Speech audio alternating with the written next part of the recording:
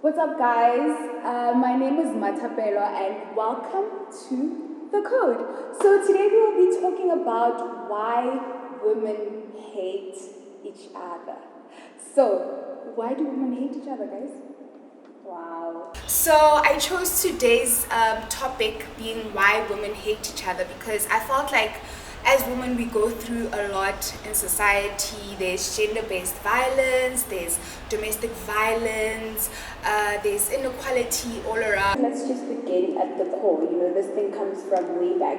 Yeah. Women have always been abused, and from what I know, the abused becomes the abuser. Yeah. But now this time, not to whoever that abused them, but to the next person. If I was if my mother was abused by her mother, she's not gonna abuse her mother back. She's gonna abuse me in return. So I think it goes way back, man. Women have always been put down, and now that we're starting to find ourselves, to each other, which is wrong. We end up, we want to prove a point, we want to, we're in competition with each other. Basically. It's like, look, listen, I'm stronger than you, I'm prettier than you.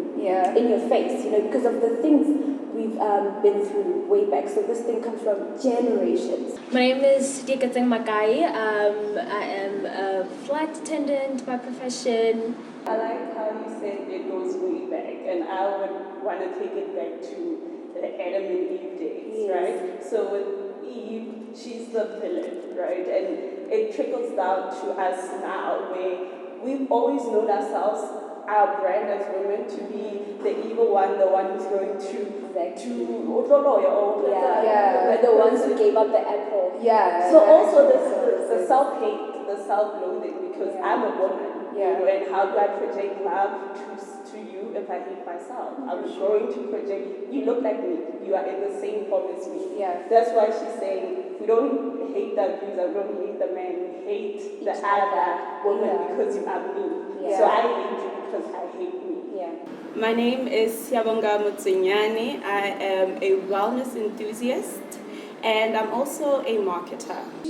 Adam and Eve parts, that slaps. What do you think, honestly? Well, I think it goes a little, way back in the land. And I don't necessarily think, I'm not religious, not anymore. So with me, if I think about it, it goes all the way back to the way women were colonized.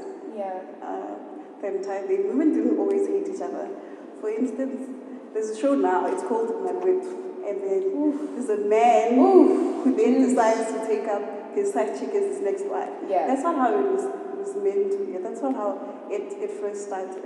It would be a conversation between a mother-in-law to say, I can't bear children, can we get this man an extra wife so he can bear children for the state? I think women used to work together back in the day. But now colonialism came, and it came with religions, it came with how women is supposed to behave, how women are supposed to sound. You're supposed to, there's a way that society perceives what beauty is. And I think those are the kind of things that sort of, on a scale, you have a scale that says you need to be this way. And then when you're not there, and then Matapelo is there. Instead of you empowering or learning from Matapelo, and then you sort of hate them. Why is she doing better than me? Oh my God. Hi everyone. My name is Balesa Mukulu. I am a financial accounting student. I'm a mother, a sister, and have recently been elected the PR counselor for the Democratic Alliance. I think society has stigmatized single mothers and women who can't bear children. Yes, I think we have.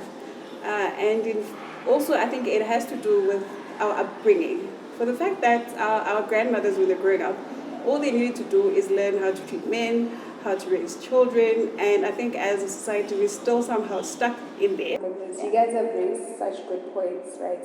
So the reason why I actually chose this topic, and I think you know, right, is because I worked somewhere, and instead of my boss, she was female.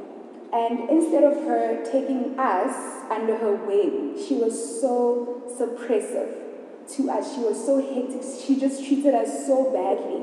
And I couldn't really get it because I thought, as a woman, you know that we're on the bottom of the food chain. You are supposed to be taking us under your wing and teaching us skills and making sure that we get to another level. Instead, you're telling me that I'm around the office. Why do I like boys? Are we in competition for boys or what? You know what I'm saying? So I want you guys to share your personal experiences where you experienced girl on girl hate and how that has impacted you, in your lives. Well, for me, I've always looked different. I don't know, I've always been weird. So I've always been teased, but it's always been the ladies, who are teasing me and, why you not, like you said, there's a scale. Yeah. So if you look different, if you don't fit within the range, then it's that you are set out, you are put out. Oh, okay, keep moving. You can tell. So for me, that was my experience, and then getting deeper into relationships, female relationships, there was what's the word? Betrayal. That's what I experienced. So you find that I'm here with you, we're friends, we all good, but all the things that I'm telling you, all my achievements or whatever, you're not looking at them like, oh, that's my sister, that's my friend. You're looking at it like, who does she think she is? And I'm telling you everything, but you're going to take all of those things that I'm telling you and use them against me.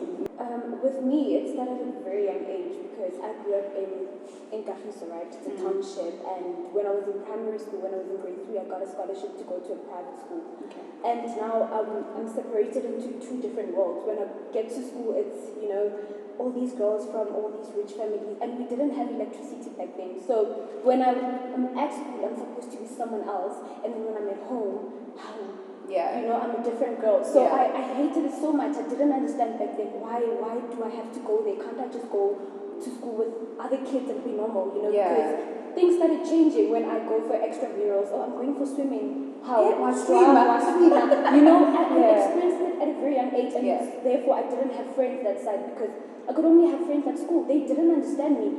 If you spoke English, oh my God, it's like you killed someone. Like, what? What? You're speaking English? So for me, I hated that school so much. I grew up and it became worse with high school now. Yeah. Because that's where you start interacting and having friends. Yeah. I couldn't make friends that sudden. I wanted to because I grew up there. I wanted to have friends, but they didn't understand me. It became worse when my scholarship ended and I had to come back home. Guys. Like, Mom, you don't like me. Why did you even? I hated it so much. I remember my first day. I love reading novels. I'm holding a novel book, and everybody was like, why are you reading? I'm like, isn't it a normal thing to read? At a township school, if you're reading, it's like, wait, nah. But now I'm like, okay, guys, isn't it normal to read? So, guys, I struggled, hey. I remember I was doing Afrikaans at that other school. I had to come back to Kiezestwana. I didn't have support at all from females. I'm not lying. I had male friends. They were super nice to me. Yeah. And I ended up, it was a normal thing. Okay, my friends are boys. I can't be friends with girls because they hated my dad. Small things, and they're not even aware. Things you say to us. Yeah. You like, I look at my cousins, I don't like them. Yeah. And then you bring it out. Because when you see light-skinned girls, you don't like them. I'm dark, okay, no, So it's that those are the influences. I experienced it from a very young age. It's very interesting that she speaks about skin color.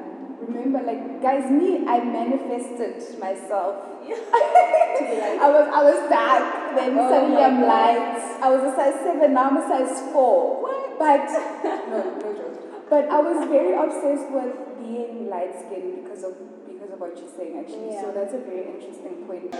Okay, so guys, when we speak about beauty standards in terms of how society wants women to look, I want to rewind back to 2012. I don't know if you guys were on Twitter. I can say, okay, well, you don't have Twitter, girl, please sort your life out. But there was a time when Thick Leonce came out, right? Thick Leonce was,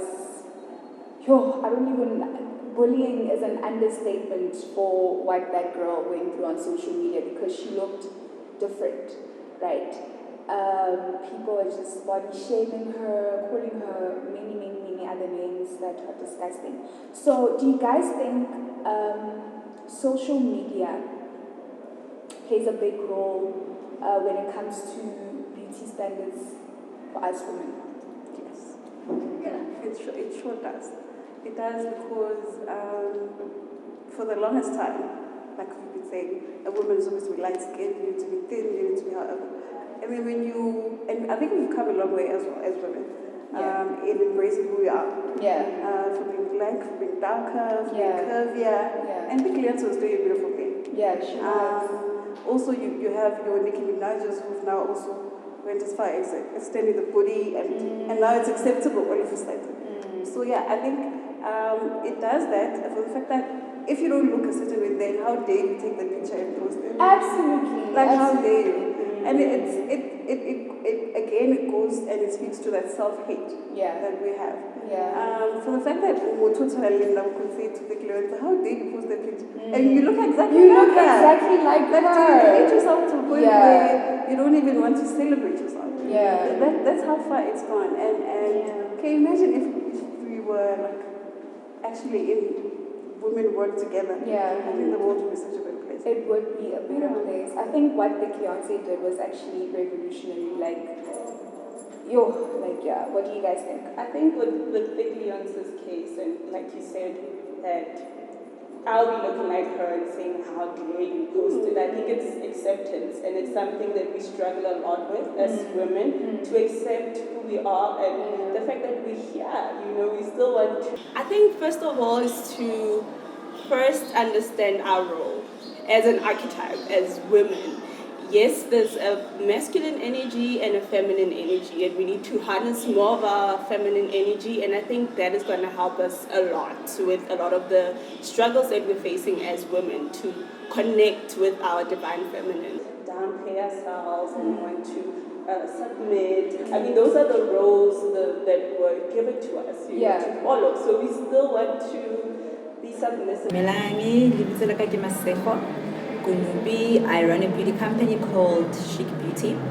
We basically give skills training to young girls who want to get into the beauty industry. Women are more allies to men than they are to women. So, do you want to share maybe your lights on that? With the Lady Zama and Java case, personally, I feel like in cases like this, guys, opinions, you need to be very, very sensitive with it, I feel like people are too opinionated. Like, people are just saying things, I'm not taking sides. We don't know what happened. Like you said, we were not there. So, people are just so free when it comes to opinions like this. And I feel like in situations like this, in cases like this, we need to be very, very careful with what we say, because at the end of the day, I can say I'm on Java's side for my own reasons. People are on his side because of his music. It has nothing to do with rape, Just because you're a good musician doesn't mean you are not able to rape. You understand? People can say Lady Zama is lying, whatever. Personally, in cases like this, I feel let's remain quiet until we know exactly what's going on. That's what I'm trying to say is, how we rally behind men instead of rallying behind women. You're a strong woman, you're doing well, but I'm gonna, or how in the hood, there's a lot of people that support Bashiman. It's very hard. Like, you need to work so hard. But if I were to host an event and another guy had to host an event, most people are going to go to the guy's event. Do you understand what I'm saying? What do you think about that? I think inequality goes a long way. That's where it starts. In corporate, I could be doing the same job as a man, but I'm going to get paid less. So I think it's deeper than we think, and it's a big problem more than we think. It's not even about events. It's not even about rape. It's beyond that. Society just generally would rally behind a man than they would rally behind a woman. The case you just spoke about, yes, Javali, Lady Zama. It also shows us, it's the same as, when a couple is dating.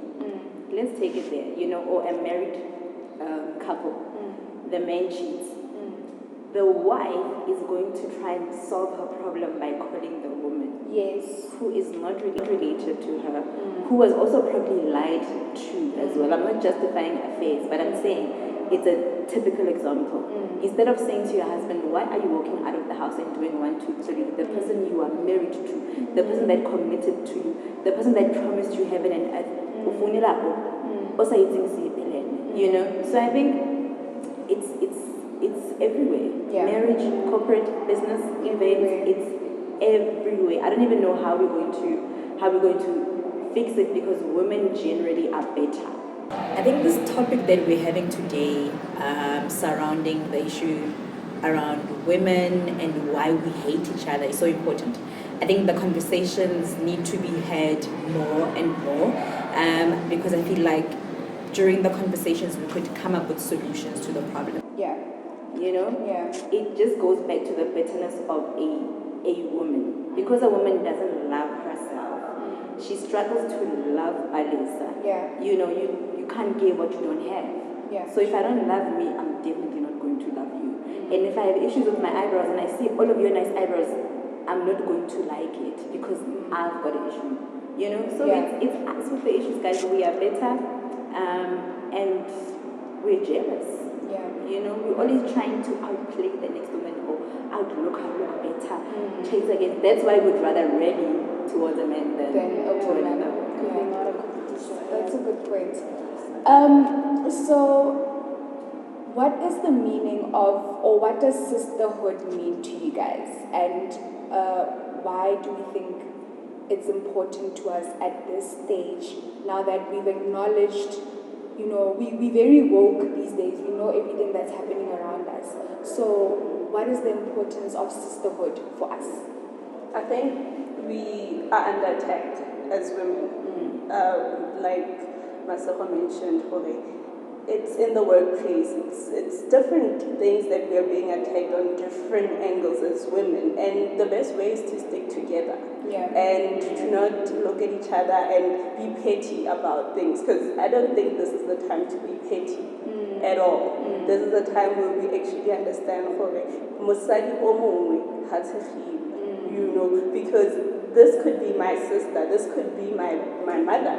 You know, it could be anybody close to me. Just because it's somebody else or saying, also sharing my surname doesn't mean that they can't be my sister, because we're going through the same struggles. And now the way it is, I'm clear, therefore, or slay queen or in, it doesn't really matter. We're going through it. So it's really important that we do stick together as women, as sisters. Sisterhood mean to me, and why do I think we need more of it? I mean, it's very important to have sisterhood. I feel like it's the only way we can move forward as women, to embrace ourselves, to reach our dreams, and, you know, to grow as individuals as well.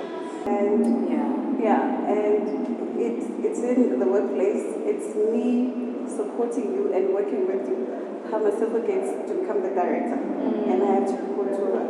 I don't have to be a bitch about it. Or say, how did she get the position? She sleep with someone else. To the top. No, sisterhood to me means I need to support her. I need to make sure that she becomes a success. Because when she becomes a success, I also become a success. I think that's where we miss the point sometimes. Why are you not trying to no, wait, I'm a director. And you can't do it on your own. You can never really do it on your own. Being sisterhood to me means how guys, most of us. It's you understanding about, okay, and I'm able to buy it. Go and buy it. You don't have to wait for Matabelo to become 21 and then how to start a business. You teach them now. You get involved in your community. That's what sisterhood means to me.